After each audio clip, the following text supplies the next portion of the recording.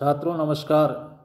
मैं आज आपके सामने आपके प्रथम पेपर शिक्षा के दार्शनिक परिप्रेक्ष्य के अंतर्गत जो है हमारे प्रत्येक दर्शन में या जो भी हमारी दार्शनिक विचारधारा होती है उसमें कहीं ना कहीं कुछ ऐसा होता है जो उसका मूल रूप या स्वरूप को प्रस्तुत करता है।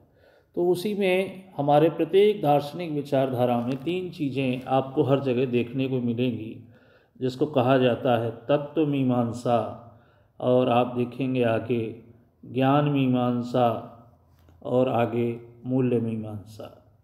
इन तीनों को समझने के बाद ही जो है हम ये जान सकते हैं कि दर्शन क्या है।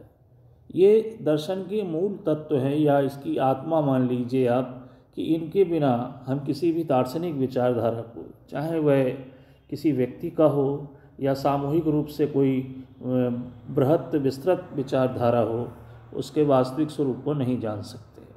तो इसके लिए हमें क्या करना पड़ता है। हमारे अध्ययन की जो विषय वस्तु है, यहाँ पर आप देखिए कि तत्व मीमांसा, ज्ञान मीमांसा और मूल्य मीमांसा दर्शन के तीन महत्वपूर्ण शाखाएं हैं। ये सभी मानव अस्तित्व, ज्ञान और नैतिकता के लिए नैतिकता से संबंध गहन प्रश्नों का अध्ययन करती हैं। आइए इन्हें विस्तार से समझते हैं। तो हमारे पास है ये तत्व मीमांसा। तत्व मीमांसा को अंग्रेजी में मेटाफिजिक्स बोलते हैं। तो यहाँ पर जो तत्व की बात की गई है वह तत्व क्या है। वह तत्व मूल रूप से हमारे समाज में, हमारे जो दार्शनिक विचारधारा उसमें होता है, मूल तत्व जिसका नाम लिया जाता है वो है ईश्वर। ईश्वर की ही व्याख्या लगभग सभी दर्शनों में की गई है। कुछ भौतिकवादी दर्शन है वो पदार्थ की भी व्याख्या उन्होंने की है, क्योंकि दर्शन जो होता है वह सभी कुछ देखता है।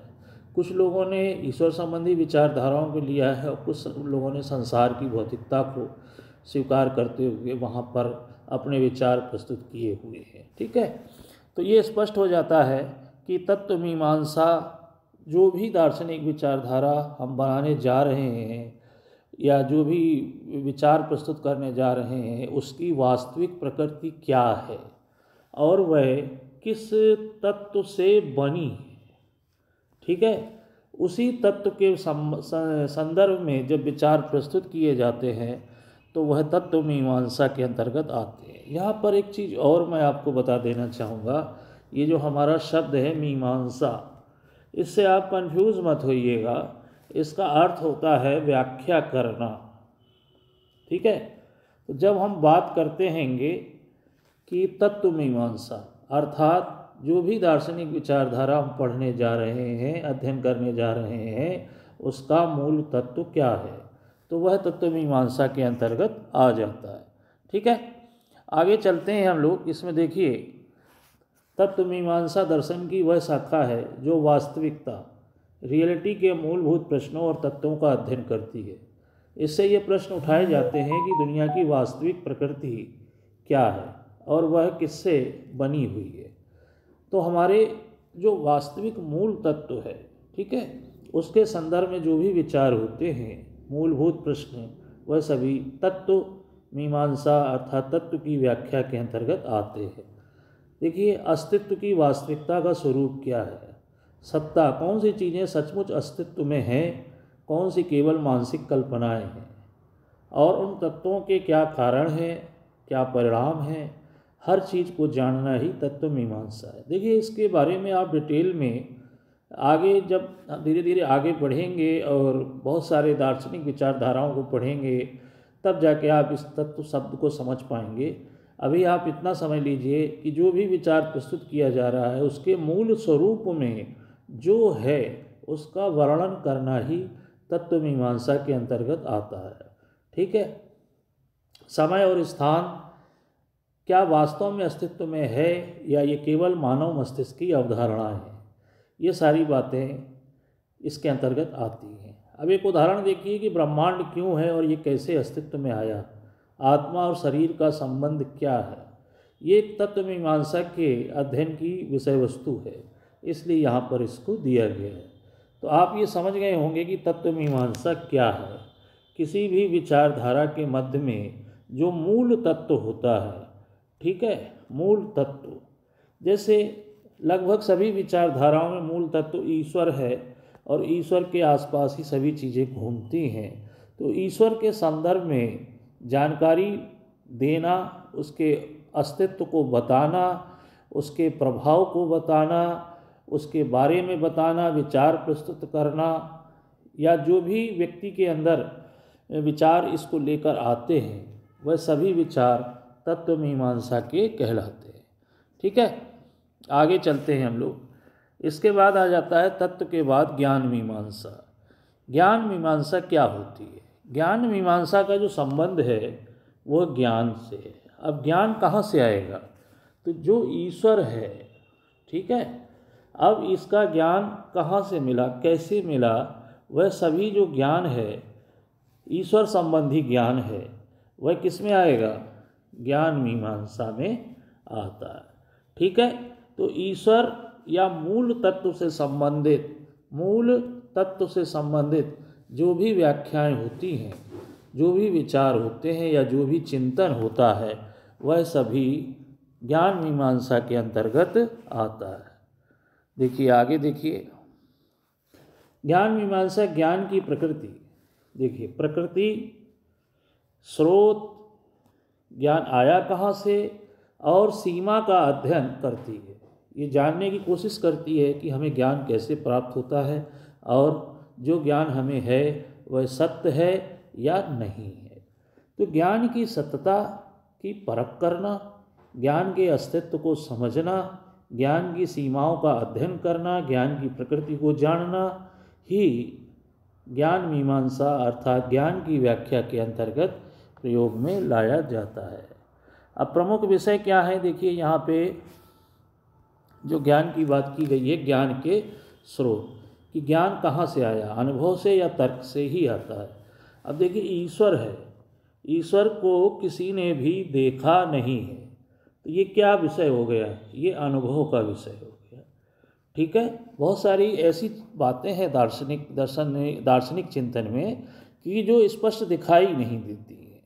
ठीक है, जैसे आत्मा के बारे में अध्ययन है। अब आत्मा को किसने देखा है? ना आत्मा को देखा है, ना परमात्मा को देखा है, ना ईश्वर को देखा, किसी को नहीं देखा गया है। तो ये एक अनुभव की जो विषय वस्तु हो जाती है। ठीक है, और इसको हम सिद्ध साक्ष्य किस आधार पर देते हैं? तो इसको साक्ष्य प्रस्तुत करने का आधार होता है तर्क।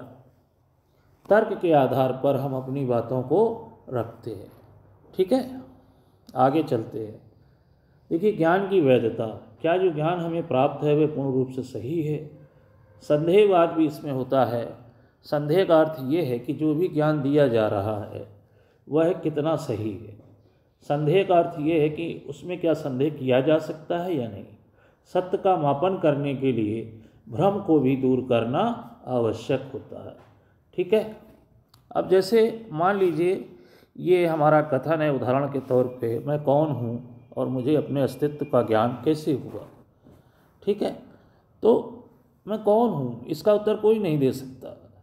मैं एक इंसान हूँ, मनुष्य हूँ, क्या हूँ, या मैं कहाँ से आया हूँ, जन्म से पहले मैं क्या था, मेरा अस्तित्व कब तक है या कैसा अस्तित्व है, क्या इंद्रियों द्वारा प्राप्त जानकारी विश्वसनीय होती है या भ्रम होती है या उन पे संदेह किया जा सकता है।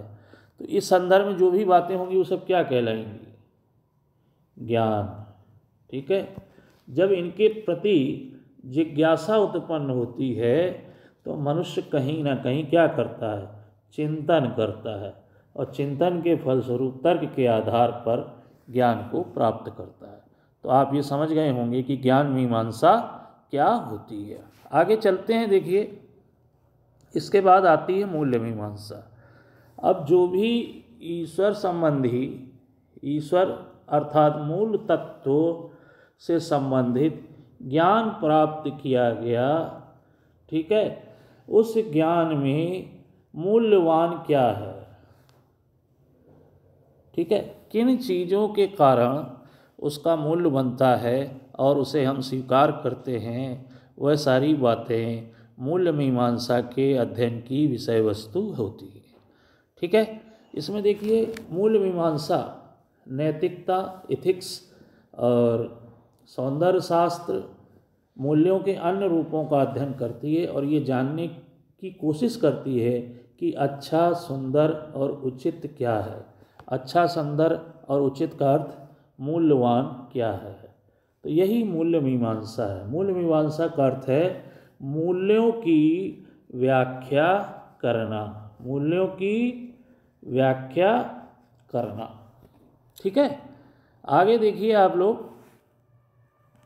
अब नैतिकता सही है या गलत है, सौंदर्य शास्त्र, सुंदरता का आधार क्या है, मूल्यों की उत्पत्ति क्या मूल वस्तुनिष्ठ हैं या व्यक्तिनिष्ठ होते हैं। वस्तुनिष्ठ का अर्थ ये है कि सामान्य रूप से सभी के लिए लागू होते हैं या केवल एक व्यक्ति के लिए हैं। तो मूल्य कभी भी एक व्यक्ति तक नहीं होते, वस्तुनिष्ठ होते हैं, सभी के लिए सामान्य होते हैं, सभी को स्वीकार करने के योग्य होते हैं। तो यहाँ पर जो भी ज्ञान दार्शनिक रूप से प्राप्त होता है चिंतन से, ठीक है, मूल्य मीमांसा जो भी व्यवहार में उतारने योग्य है, आचरण करने योग्य है या उसको हमें अपने जीवन में ढालना है, तो वह जो मूल्य है वह वस्तुनिष्ठ ही होता है। जैसे उदाहरण के तौर पर आप देखिए यहाँ पे दिया हुआ है, सत्य बोलना क्यों अच्छा माना जाता है, क्योंकि यह एक वस्तुनिष्ठ मूल्य है और इसको सभी लोग स्वीकार करते हैं। ठीक है, कला का मूल्य समाज के लिए क्या है, तो ये सत्य बोलना, सत्यता एक जो है मूल्यवान चीज़ है। जो व्यक्ति ईमानदार होता है, आप देखेंगे सत्यवादी होता है, सत्य आचरण करता है, कहीं ना कहीं वह बहुत सारे मनुष्यों में श्रेष्ठ होता है, लोग उसका आदर करते हैं, सम्मान करते हैं। ठीक है, इसी तरह कला भी, आर्ट जिसके अंदर होती है, कोई भी कला हो, खाना बनाने की कला हो, चित्रकला हो, संगीत कला हो, कोई भी कला हो, तो कला व्यक्ति को महान बना देती है। ठीक है, तो यही उसके जो व्यक्ति है, मान लीजिए अब किसी व्यक्ति के अंदर कोई कला है या कोई मूल्य है, तो वह व्यक्ति क्या हो जाएगा। ठीक है, तो वह व्यक्ति जो है मूल्यवान हो जाएगा। बात समझ आ गई आपके। तो इस तरह प्रत्येक दार्शनिक विचारधारा के 3 चीज़ें होती हैं। सर्वप्रथम होता है तत्व मीमांसा। तत्व के संदर्भ में जो भी जानकारी प्राप्त होती है वो सब ज्ञान मीमांसा के अंतर्गत आती है, और ज्ञान से भी जो चीज़ हम अपने आचरण में ढालने योग्य होती हैं, जीवन में अपनाने योग्य होती हैं, ठीक है, व्यवहार में लाने योग्य होती हैं या व्यक्ति को मूल्यवान बनाती हैं व्यक्ति को। ठीक है, तो वह सभी मूल्य मीमांसा के अंतर्गत अध्ययन की विषय वस्तु होती है। तो ये मैं समझता हूँ जहाँ तक आप लोग इस विषय को समझ गए होंगे कि ये क्या होता है। तो इसके संदर्भ में और कोई जानकारी चाहिए हो तो आप मैसेज करिएगा, मैं आपको बताऊंगा। हमारा वीडियो आप देखिए, लाइक करिए, सब्सक्राइब कर लीजिएगा, जिससे जो भी नवीन जानकारी हो आप पास सहजता से उपलब्ध हो जाए। ठीक है, ओके, धन्यवाद।